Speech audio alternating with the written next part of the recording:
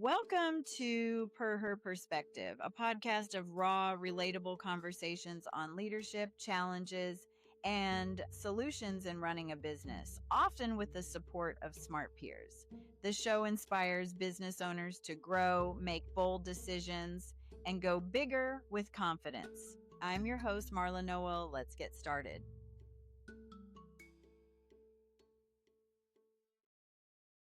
Welcome to Per Her Perspective. We Thank met you. in Florida at the WPO conference, and this is why I wanted to talk to you, being a new chapter in Dubai.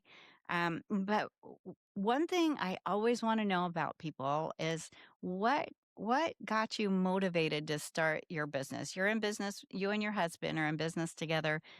What got you motivated to do this? Thank you so much for having me, Mala. It's such a pleasure to be with you again. Well, I would have to say that in around 2007, which is when the Quadrillion Group really was born. We have been in business now for quite a while. And both my husband and myself, my husband's name is Sriram, and he is the founder of our company, the Quadrillion Group. We have worked with very large, of course, banking organizations, and we have always felt, and we felt very much so at the time, that there was a need to move beyond just a product sell and to combine the rigors of course, international finance, but with a very customized and a very bespoke localized approach to understanding our customers. I think it was also a fantastic time in Dubai, which was one of the most brilliant incubators for entrepreneurs at the time. And having worked all over the globe and with these large organizations like the Citibanks and the HSBCs and the American Express, and we just sat down one day and said that there's got to be a way. We're hearing from clients. We've been managing clients. This is our expertise. We are both corporate finance, specialists.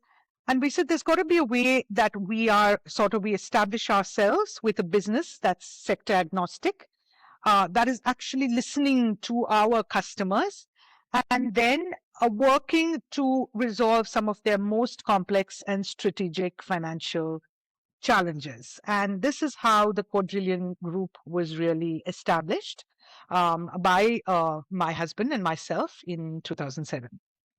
Yeah, that's so interesting. I have learned with some of my clients that have international customers and relationships that just a simple thing like money transactions is not that easy, That's true. working with other countries.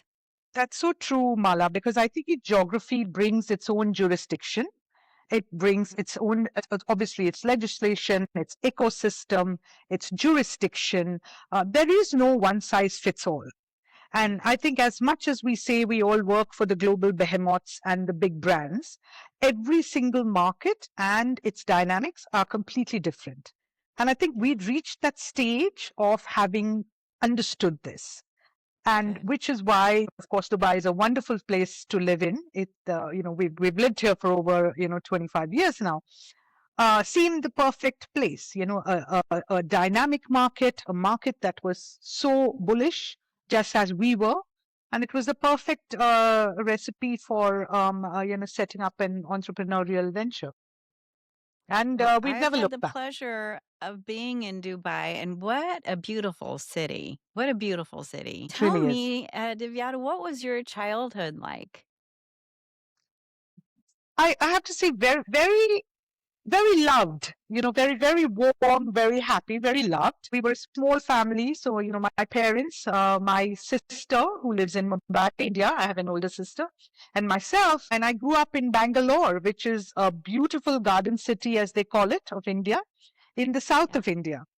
And I remember, I think there are always the privileges that come with being the youngest in the family. And I remember being, cherished, nurtured, loved. And there was really, this was how, I was educated in Bangalore. My parents as well, they ran, my mother had established a travel business.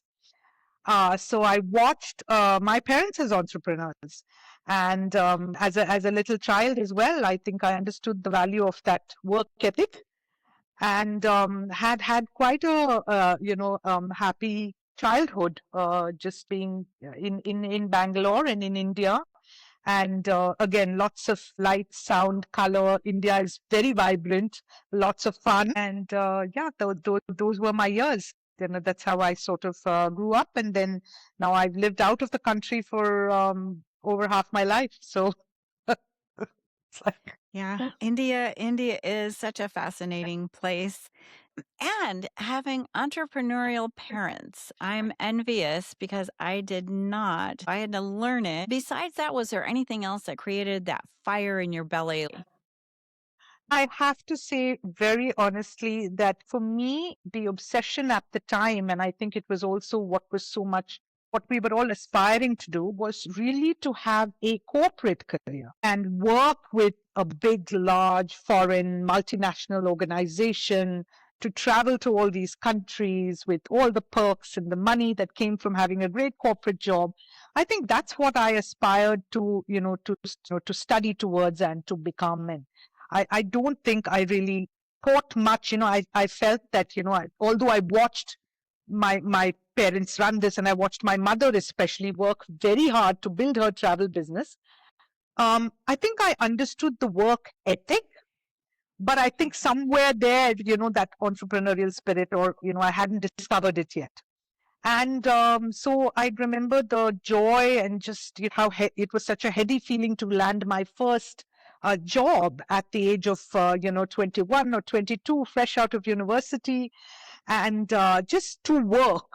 I think was for me the most exciting thing, to dress up and go to work and learn new skills. And I think I'm very grateful for the fact that that is something that in my family, both my sister and myself were we witnessed. And like they say, it's not just tell them what to do, but show them how you do. We had a mother who was who got up first thing every morning, and she'd be teaching a travel and tourism class. She'd come back, she'd run her business, we'd watch clients and passengers walk in, she'd manage the accounts, the cash flow in our summer holidays, was helping her with that.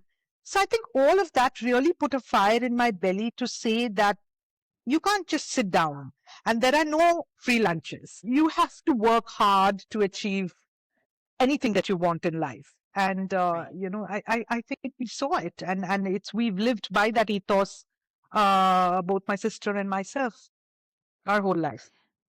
That's fantastic, and nice to have a woman mentor from the get-go. Were there any other mentors in your life that helped you with business? Um, well, I'd have to say my husband. I think for a long time I felt that when he founded Quadrillion, and I was sitting in the comfortable corporate environment of a large global bank, I honestly couldn't hear the music or the drum beats that he could. And it was hard. I think some of us are, early adopters and, all of the rest. And I have to very honestly say that I just couldn't understand what bug had bitten him and why you would want to take on, because, this was his own choice. He wasn't driven to it. It wasn't a COVID circumstance. We were both in the prime of our careers, and I just could not understand why we needed to do this. And then I think, I credit him for, gently sort of allowing me to ease myself into the business, because over time it became apparently clear to me that I did not want a job. I wanted to build a career with our own company. And when I quit American Express and I took a small gap between that, and I published these books, and I was sort of, Mala, struggling with the direction of, I'm a commercial payment expert, I've done corporate finance. What do I want to do next? Do I want to apply and put my CV out in the market again? Do I want to join our business? And I think I am so glad that he, as I said, the approach was not aggressive. It was very gentle. It was providing me enough information and support, but not in an overwhelmingly, sort of a strong way, because I am very independent and I've been, a career professional myself. And I think I found my way. I found my place. It's not the easiest thing for a husband and a wife to work together, as you can imagine, because we partner each other. That was gonna be my next question. So, Yes, what yes. are the conversations Um, around the I dinner table? Do you have Yeah. So calm discussions or I think I suffered from imposter syndrome the early days, because I was like, I don't want to step on his toes. He is on the client management side and he drives the business.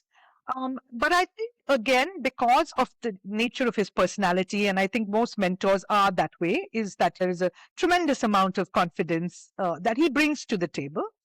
So I think he allowed me to really just fall back on my own skill sets. And I began to drive the strategic marketing, the communications, the business development side. I began to manage the regulatory aspects of the business. I began to take ownership, for the yeah. fact that whatever this is ours, and Mhm. nobody is going to give you an invitation or a seat at the table.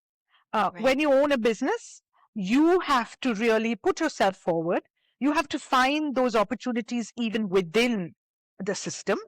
And you have Yeah. to just bring your best to the table every single day, and there's no one single person, if this succeeds, then, we both have succeeded. So I Right. think once I began to understand that, Mala, it was not about you versus me.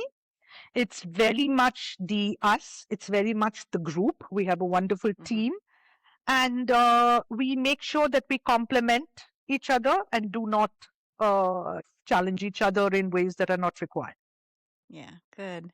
Well, for him to have the vision almost 20 years ago in a place like Dubai to see the possibilities, that's quite the visionary. He is. He is. Yeah, And good I mean, good I for say him. I say say that in a very unbiased way myself. But I think very few of us. I think most of us are pushed sometimes to entrepreneurship when Mhm. either you're out of a job, or you're trying to figure the next chapter. There are very few people who have the courage to walk away from everything that's going perfectly well. Yeah, And I think for me, that was why it took me a little while to see that picture. yeah, But I mean, I think that's what makes an entrepreneur. And I'm glad that he was able to sense that there would be a huge opportunity in this market to come. yeah, yeah, that's very true. I'd have to say, being a CPA, I had to join a peer group and be around other entrepreneurs so I could get what they were thinking and how they were thinking and how that worked because it's not It's like not there. other It's business people. When you Yeah, start a business, it's a you're right. certain You're mindset right. Yeah, there's a lot and of you don't have self a safety learning. net. You don't. You don't. I think in big corporations, we have peers, we have systems, we have processes, we have trainings. I watched him go from managing these huge teams to sitting alone, in front of a laptop and figuring it out and Mhm. learning. And so I think there's a lot of leave your ego outside the door.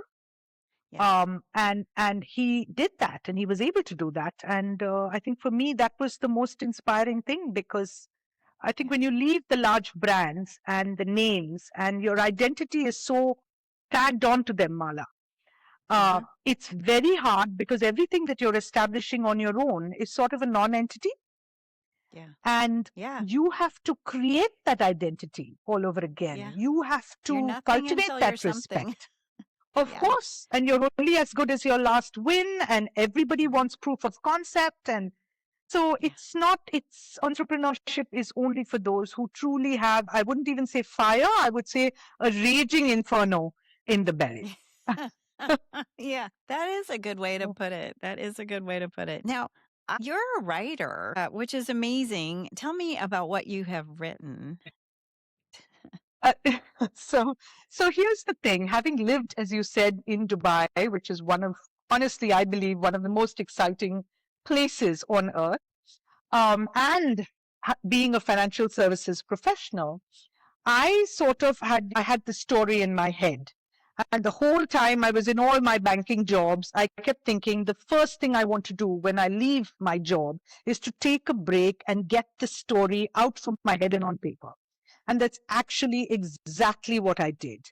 I felt, Mala, my books are contemporary crime fiction. Instead of setting them as, it's Dubai is really the hero or the heroine of all my novels. That's the backdrop. I felt it was very, very, very contemporary. It's modern. It's not only the Arab noir or it's not only the cultural aspects of this place, but it is a global metropolis. Hmm. And I was obviously closest to the expat Asian diaspora, which is what I belong to. I am Indian. You have a lot of non-resident Indians and Asians here. And I just thought, what the hell? Let me go for it. Let me write a colorful, glamorous, riveting, true story of what life is like. And in the midst of it, because I'm a big, big, huge fan of crime fiction myself, there's a really sexy plot in there, and it's that there's a lot of twists and turns and plots and thriller, and in the process, I navigated this whole journey of becoming an author in the Middle East and in UAE. I had to go back to ground zero and learn what publishing was all about.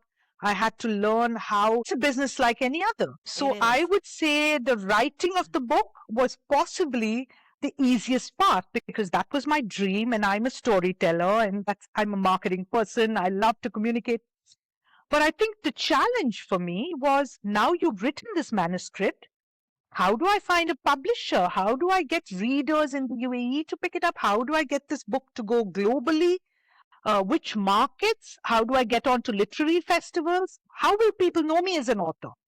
Hmm. And I think it's so interesting that even though it was I did a deep dive into creativity, my business skills, Mala, hugely helped me in terms of really what I call making me an entrepreneur, which is, I said, this is now my baby. I want this baby to be clothed. I want it to be presented to the world in the best possible way. And that's just what I did. And so I think when people ask me, is it this or that? I think it's the sum total of who I am. Yeah. It's the creative economy sits side by side with business, with the strategic economy as well. Everything's a story. Everything is about, Yeah. we are storytelling, advocacy to our customers, to our clients. It's quite seamless, really. And one thing I think is very important, and I know when I was running a business, I think creativity helps to improve the business. What do you think? For sure. I think for sure. I think the one big important thing, and I think I would really thank COVID for this in that sense. I mean, it was a terrible time, so I'm not taking that away, of course. But I think what it did was that it reminded us, especially when many of us were working from home, especially when many of us were like, now what do we do? Yeah. Kind of a situation.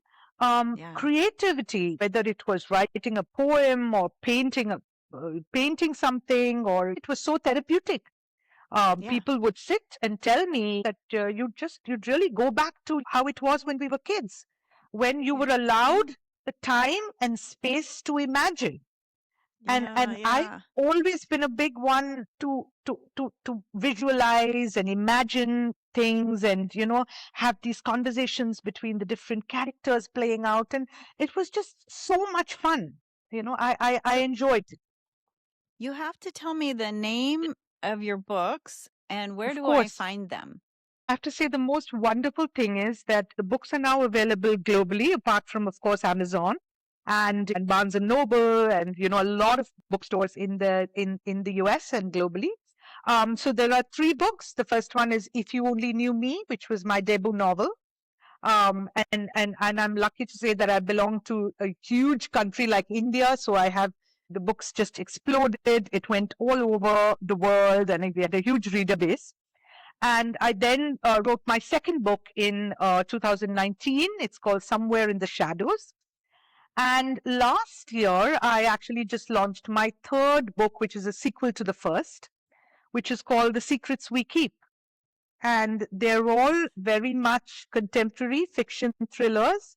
And when people tell me they're so intrigued with Dubai and this mystery, I'm very excited because I think that the books are a perfect portrayal and a very exciting dimension of what it So means to live here these days. I've studied writing for many years because one of these days I'll publish my book, one of these days.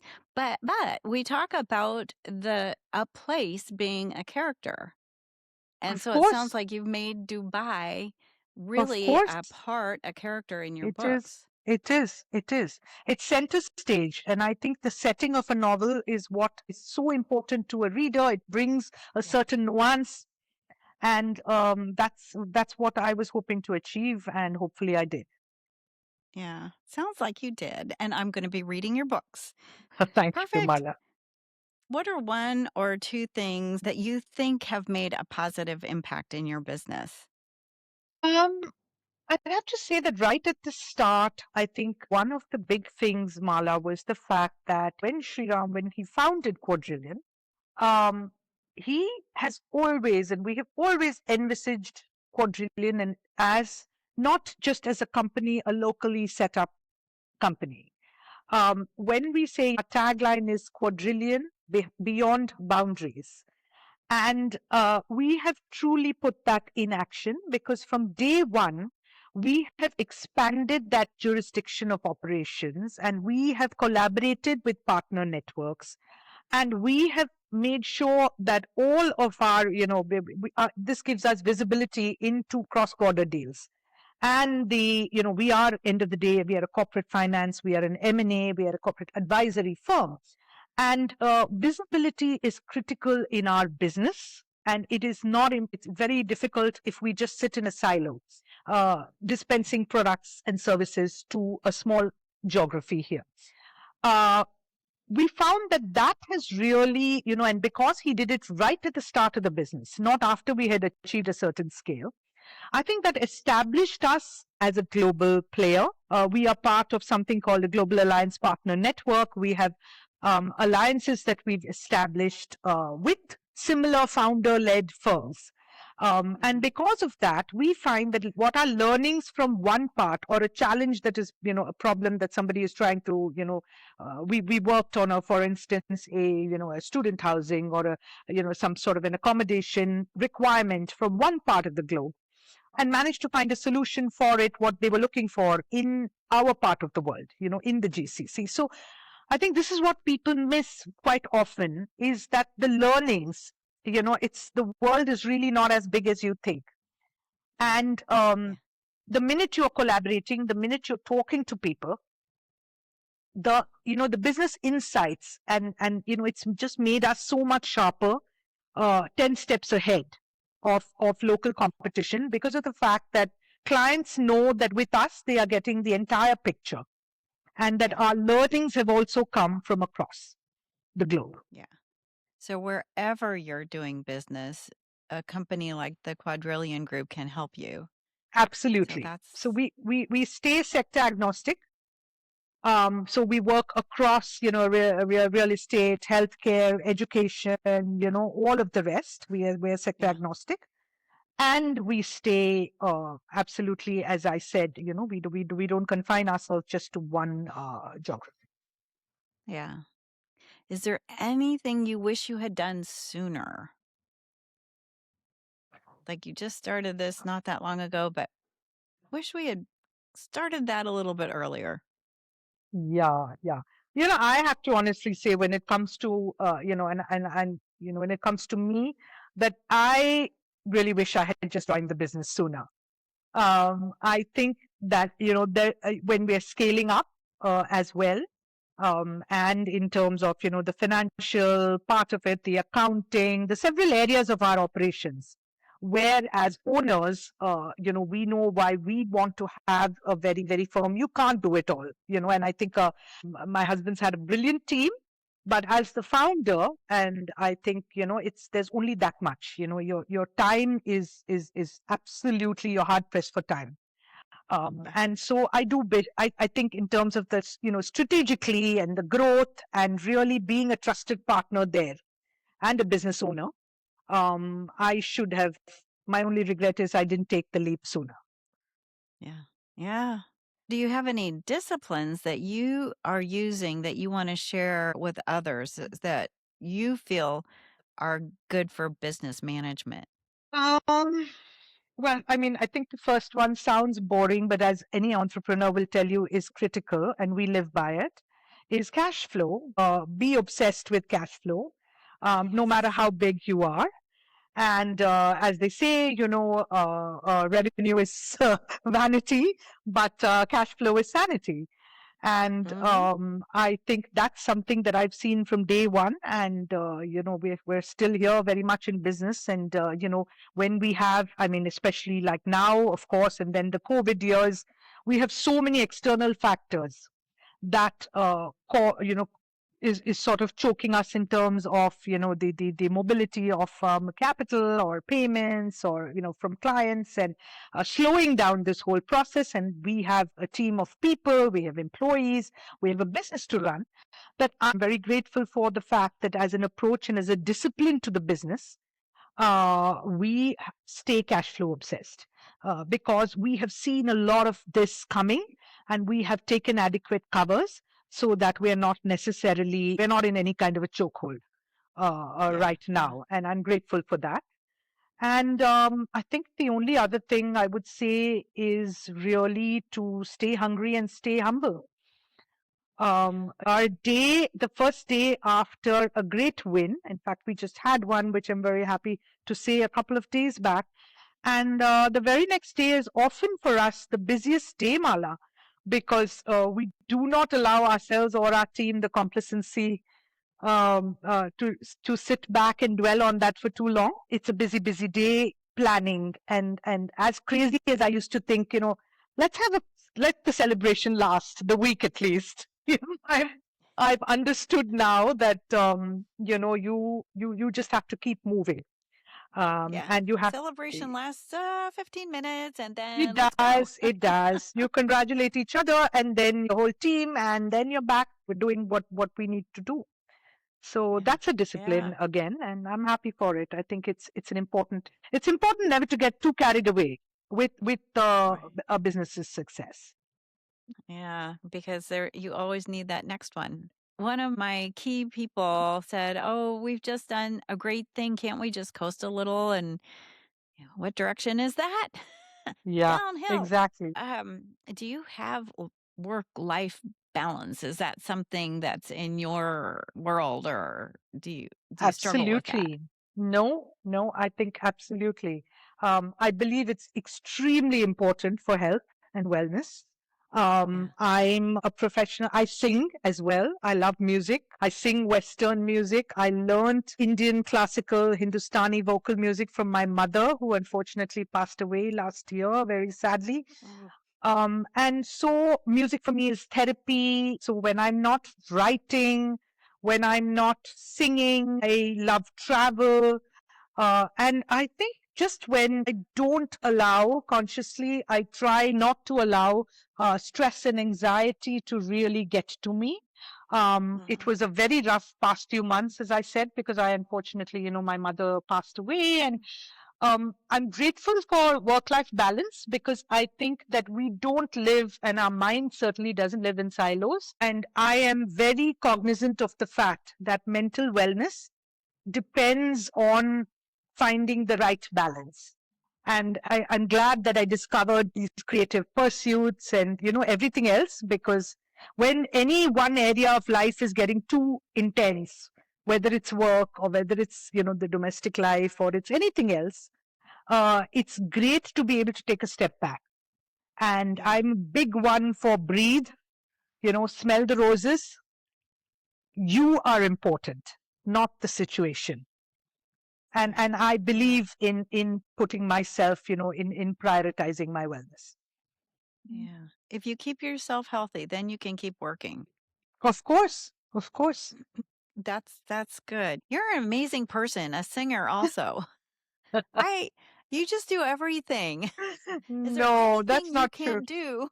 That's not true. That's not true at all. Lots, I'm sure.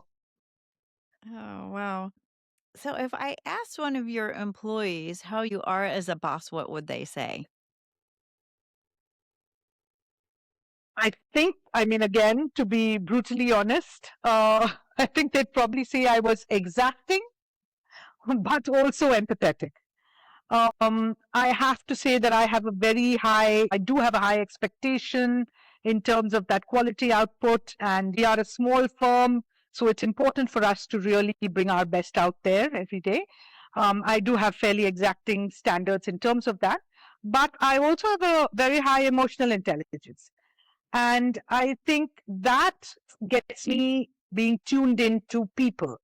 And I do sense when an employee is struggling with achieving a particular objective or a goal. And I think Sriram's not that different. My husband's not that different. So I think, yes, we're not going to cut off your head to get that result or anything like that. I think as a team, it's important. You need good people with you. You have to have emotional intelligence. You have to collaborate. Sometimes we're having an awful day. Everybody is human.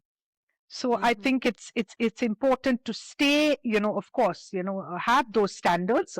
People need to know and be very, very clear and precise about what we want and how those deliverables outline that very clearly, the goals. Yeah. Yeah. But yeah, we don't only run our life by KPIs. Yeah.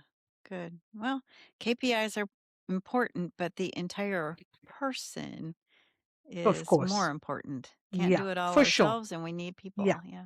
And I mean, I think that's where, when you set up a business and as an entrepreneur, there are so many things you don't want to, right? There are great things about corporate life and employment, and there are not so great things. And I think as Mhm. employers, the one thing you want to do is you want to learn from those situations. And you want to Yeah. create an environment where people are genuinely happy to come to work every day. Yeah. Yeah. No, I agree. Yeah. It's hard to do, but I It think it's is. But worthwhile, and you then people try. I mean, appreciate your company. Yeah. that's true. That's true. What is the hardest experience that you've had while running a business?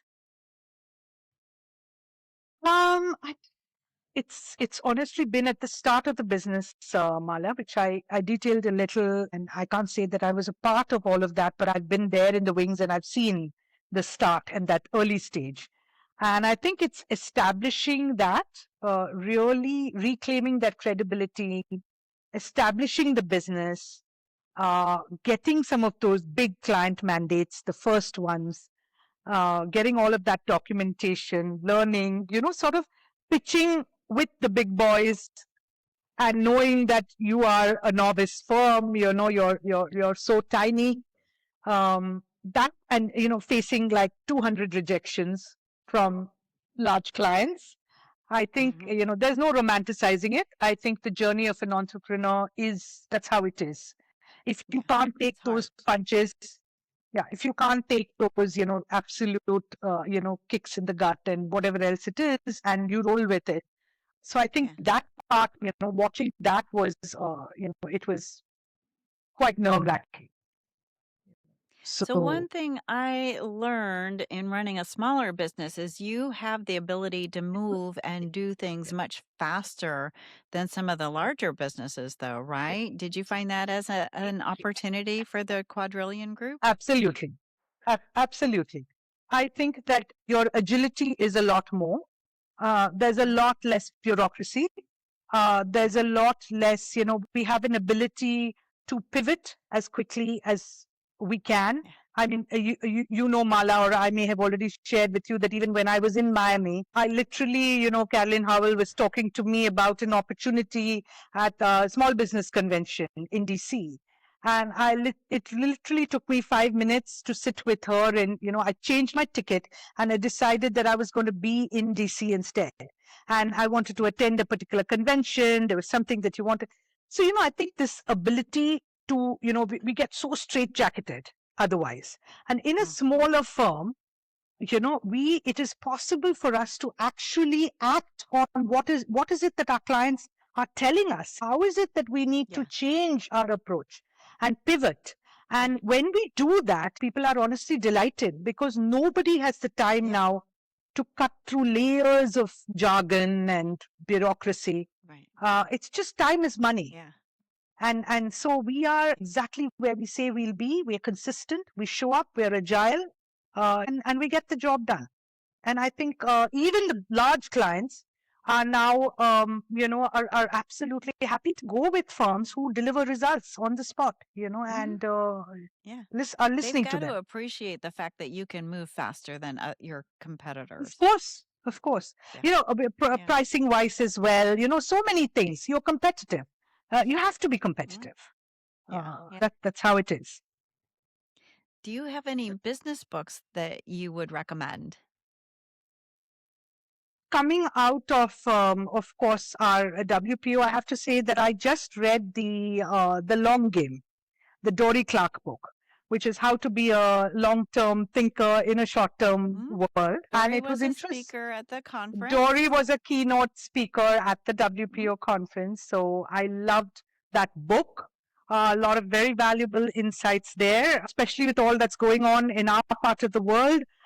It's important for us to hold on to that strategic vision and not think of the next 5 months ahead, but think of we're still going to be here 15 years ahead. Mhm. And that it takes huge leaps of faith. And so this was a good book for me to read, especially now. And interestingly, I realized that maybe one of the reasons I liked it so much was because I also hugely enjoyed the Simon Sinek book, The Infinite Game, and which talks about developing this infinite mindset vis-a-vis the finite mindset, which is about the long, again, a long game, where, players change, situations change, but where this whole goal is really, is about sustaining oneself and Yeah. sustaining one's business, not Yeah. just who reached the finish line first. Yeah. So And yeah, I've I would learned have to say not everybody can think about next year or 5 years or 10 years from now. This is not it's in hard. everybody's ability to do so. It's yes, it's hard for sure, and which is why I like to sometimes read some of these, because I think it helps you even when your mindset is getting very tactical in nature, Mhm. and Mhm. obviously transactional and stressed. It helps us to see the big picture. Yeah.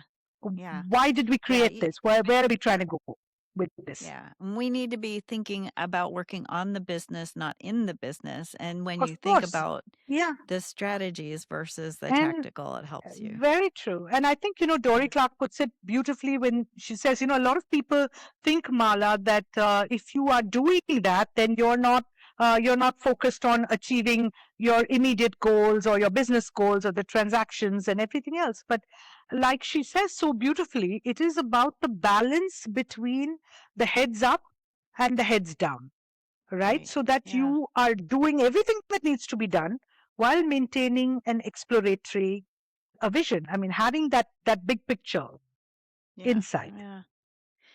So, do you have any podcasts that you recommend? Her podcast with Mala Noel, Per her perspective. of course. Oh, thank you for that. Well, so you're a fairly new WPO member. How would you say WPO has already helped you with running your business? I would have to say that I think it's these the stages that a new member Mm. goes through when you join any new organization, and it's no different for WPO. So the last months or so was a little, yes, it was a lovely group of people, and but each of us trying to really find a foothold, and we've not been having the best year in terms of all the external circumstances. Mhm. But then I think that, understanding how the peer view, the process works, I think there's this nice little dynamic now that's forming with some of the members in our chapter. There are some interesting new prospect members who also we're looking forward to. There's going to be a little retreat as well at the end of this month in Dubai.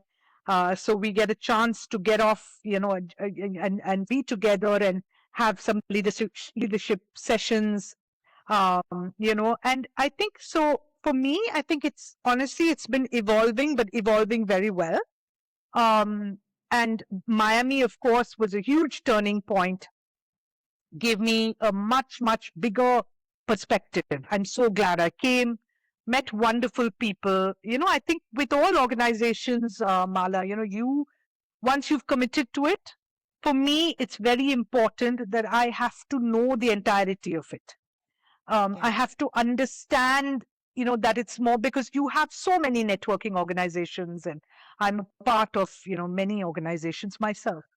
So I think WPO, in that sense, I felt it was quite, it really, it's standing out as quite different, and I'm greatly enjoying being a member. Yeah. It is so much more than networking. And I've heard people think when they are not familiar with what WPO does, they think of it as a networking group when they don't know it. But when they actually get into a group and they listen to the issue process and they listen to the learning with the peers, then they understand that it is the people that you're in the room with that you're learning from and gaining so much more of a Very true. broader Very base true. for business knowledge. And I found, honestly, and I never expected this, but when I was at Miami, um, even as a new chapter member, I found so many people, including yourself, who were genuinely curious, forthcoming, eager to, sort of give us whatever information, collaborate with us, provide us that information, provide us that support. And I just think, that's beautiful. That's not something, that's clearly a culture that has been created within WPO. And Yeah. I mentioned this to Camille as well. I've said this to Annie as well, that I think that is so powerful, is Yeah. that it's not just a template or a set of rules. I think we come from diverse parts of the globe, but whether it was Julia from Switzerland or yourself, I think we just, you or Caroline, or I just met the most wonderful, forthcoming, positive people. And that's Yeah. huge for any organization to achieve. It is wonderful. I travel with some of the people from South Africa, and they're so Yes, fun.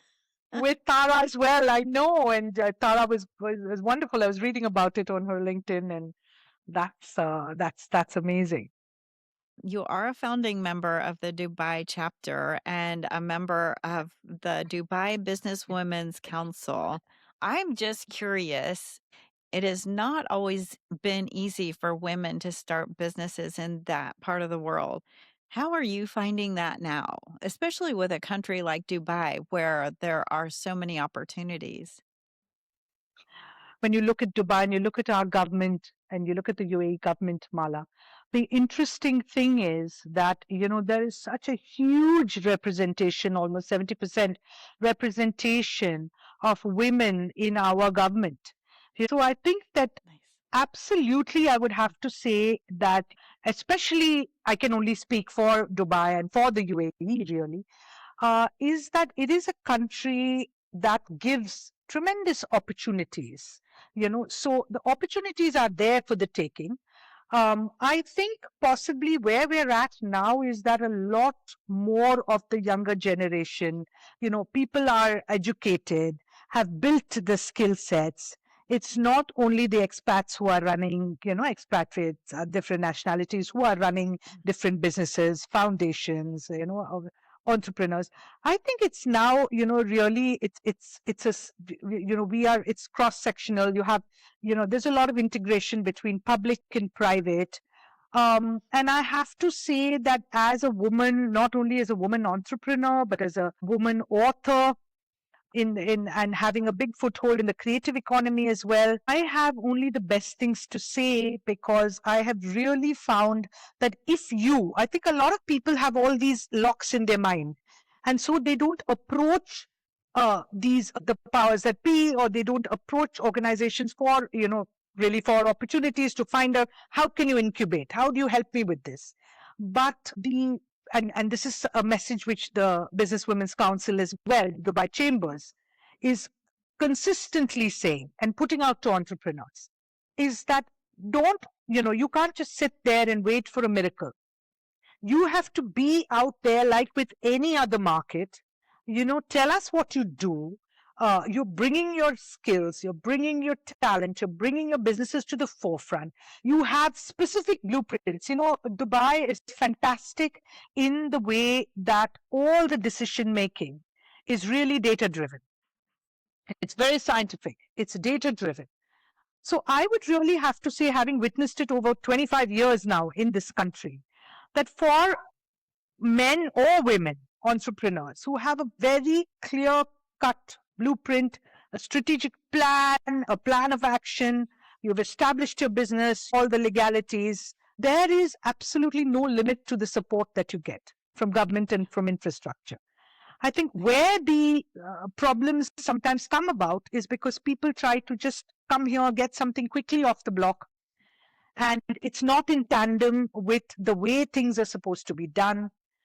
So those are challenges which that's why I think, and it's one of the things we do as well, is that we, as Quadrillion, is that we provide a soft landing platform for businesses wanting to establish in the in the Middle East, North Africa region, India, Sri So Lanka. you have to, yeah, you You have have to to have a have good partner business who practices. understands, who understands the Yeah. jurisdiction, who can tell you exactly what is required and how it's required, and help Yeah. you to prioritize, to Yeah. do things the proper way, and it's seamless. So you So I help think that's the businesses little come into Dubai we do. and We work with do, the local and government and mm, yeah, yes, that yes, we do. and such a And valuable partner in growing a business because there's so much opportunity in Dubai no, and how to uh, that's it's be that's integrate somebody into that business world. that's very true. I think, when we talk to our partners from all over the globe, it's a bit of a black hole if you don't have a trusted partner with global Yeah. expertise. Yeah. Who has navigated different geographies, who has all of the understanding, and therefore, it's can help you to customize. And So we've if just you're a business established. operator and you want to do business in Dubai and you're listening to this podcast, contact the Quadrillion Group and they can help you. Right? Absolutely. Looking Okay, good. forward to. That's our commercial for today. Now Always you're needed.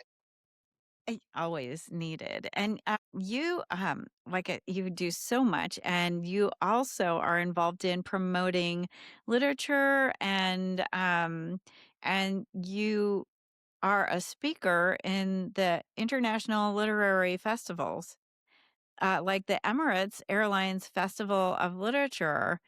Tell me a little bit about that. Well, when I went on the writing journey, I actually I coincided with a lady who has been extremely, really my creative mentor of sorts, and has been extremely inspiring to me, called Isobel Abulhul. She is the head of the Emirates Literature Foundation and a godmother of everything literary, really, in our part of the world. And I got a great understanding of, really, like I said, how publishing, how distribution, what this entire ecosystem was about. And that helped me to also get an opportunity to be, we actually have one of the world's largest literary festivals, the Emirates Airlines Festival of Literature, which is brought out by the Emirates Literature Foundation. And you have the Sharjah International Book Fair, which is a different emirate. You have the Abu Dhabi International Book Fair. So I think across the UAE, they are very, very involved, not just locally, but in a lot of international publishing and book fairs as well, and literary fairs. Nice. And this was a surprise to me, but it was a great opportunity because I actually, when I, my first book, and I had this whole opportunity to really be on a panel with some other international authors. It was a huge, really a deep dive for me to sort of understand and take on this mantle of being a cultural and a creative advocate for the UAE. it's still something that I managed also, Mala, to integrate back into our business because, we have a vertical called Idea Tree. Oh, An idea tree is all about creative consulting. It's like you said, you enjoyed the travel so much. It's the experiential economy. So yeah. it is using storytelling and cultural advocacy and building these wonderful narratives. If I were to invite you, for instance, or put a group of lovely ladies like I met in Miami who said, we are dying to visit Dubai. Idea Tree is really about creating those small groups. And in fact, I mean, Tara, I have to get on a call with Tara because I've been looking at all the wonderful things she's been doing and thinking there are so many synergies Oh, with that. absolutely. But as far as India is concerned, as far as the UAE is concerned, I am now very firmly established in this ecosystem. And so we're really looking at, putting together those experiential, those tours for people who come here and then dig, scratch the surface. So you don't just visit the sites like a tourist, but you have, for instance, poetry under the stars in the desert or an Mm, absolutely evocative, learning about the history of the pearl divers, or, engaging with our region in a way where the stories are truly unforgettable and the experience is unforgettable. yeah. And so I'm, involved in speaking to a lot of the government stakeholders about this and showcasing our beautiful, beautiful, I'm in love, Mala, with the place I live in. I'm Yeah. honestly in love with the UAE, even though I'm not Emirati, I can and so tell. I think as a storyteller, this is my, it's my opportunity. I would love to showcase the beauty of this region globally. And so that is what I Idea Tree hope is trying. I hope I can get a chance to be there for the literary festival. And Emirates For Airline, sure. I'd have to say, so the last time I came back from India, we flew Emirates. I convinced a friend to not fly another airlines. And after she was on the plane for about an hour and she was sitting a little catter corner from me, she looked at me and she said, Marla, I love you. I am so grateful you convinced me to fly this airline. They come up to It's you the and they say, best. it's time for us to make your bed now. It I is a mean, wonderful, wonderful airline. I flew 18 hours from LA to Dubai and still telling people, I said, I don't care. It's my home. I step on the aircraft and I feel I'm going home. I'm coming home. Yes. So Yeah. it's just wonderful. Yeah. Is there anything, any questions I have not asked you that you wished I'd asked you? Ah, I think you've asked me almost all of it, but I think maybe there's just the one thing that you haven't asked me is what really gets me going every morning. Oh, what is it that gets you going? I think it's finding the day's problem that I need to solve, as basic as that. But I think, yeah, I do feel that, we're so remarkably blessed that when we are alive and you bring those energies to the table and your problem solving abilities, and that's something that AI will never take from us. And, Mhm. those challenges are what I look forward to every single day, in terms of driving our initiatives forward, in terms of really finding the kind of solutions that we're looking for. And yeah, it's what gives me the reason to keep going. So that's what Nice, it is. nice. You wake up and you're looking forward to those problems because they're really opportunities, aren't they? They really are. They're opportunities in disguise. As an entrepreneur, I think this is so true, is that our head is always buzzing with a million different opportunities and prospects and things and priorities. Yeah, And I've never felt as excited as I do about what is this day going to be looking like. yeah. And and having the opportunity to shape that vision. So Well, you that's really are an it. incredible person, Divyata. I am so grateful that Thank you, I Marla. met you in Florida at the WPO Entrepreneurial Forum. You're wonderful. And The I'm same, just so the grateful same. you agreed to be on my podcast.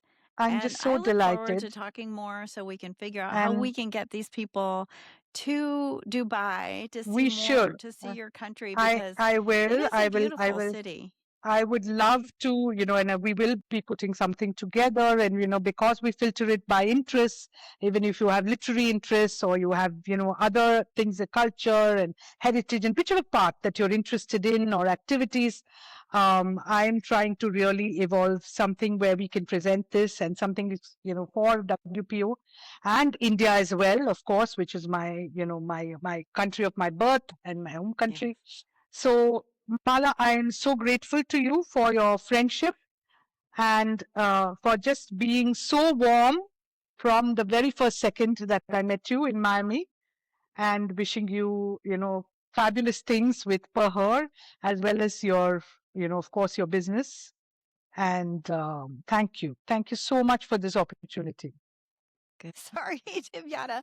You wanted to mention one more thing. Well, I just wanted to say that we are most excited, Mala, to be launching our partnership and our collaboration for the Latin American markets with a wonderful firm called Hayu. Hayu has been well established in Ecuador, and together with our partners there at Hayu, a wonderful lady called Carolina Castillo, who is our business partner there. And Hayu really is going to help Quadrillion represent our, to our businesses here. The LATAM is not an easy geography or a jurisdiction with lots of different countries, and the regulatories and the business ecosystems are totally different across the block.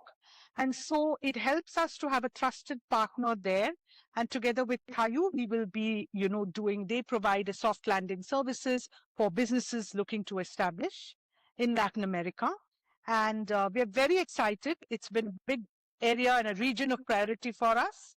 And we're just on the verge of making a big announcement about the Hayu and the Quadrillion partnership. And it's wonderful that I'm putting it out first on the Per Her podcast. We're going into Ecuador. What's the name of the company again? It's called Hayu, Hayu, and together Quadrillion and Hayu. So if there's anything that you need to speak to me about or any opportunities that we can engineer for you with them, we'd be very, very happy to, we would present this, of course, to the market very shortly. Good, good. Thank you, Divyata, for sharing that. Going into Ecuador, that's so exciting. And really, when you're in business and you're going into a new country, you need a partner to help get through some of the paperwork and challenges You need that a you have trusted going into partner a for country sure. that you're not familiar with. So that's a very good add. So thank you so much. And Divyata, it Thank you, was Mala. wonderful to talk to you. And this is Marla Knoll with Per Her Perspective. And I hope you follow me and you rate the podcast and make sure that you subscribe. And I'm on Apple, Spotify, and YouTube. Thank you. You've been listening to Per Her Perspective. I'm your host, Marla Knoll. If you enjoyed this episode, be sure to follow the podcast so you don't miss what's next. To go deeper, check out my book, Drama Free Management, a practical guide to moving teams from high drama and low performance to low drama and exciting results. To connect with me, visit my website, ocgrowthadvisors.com. Until next time, keep leading with purpose and perspective.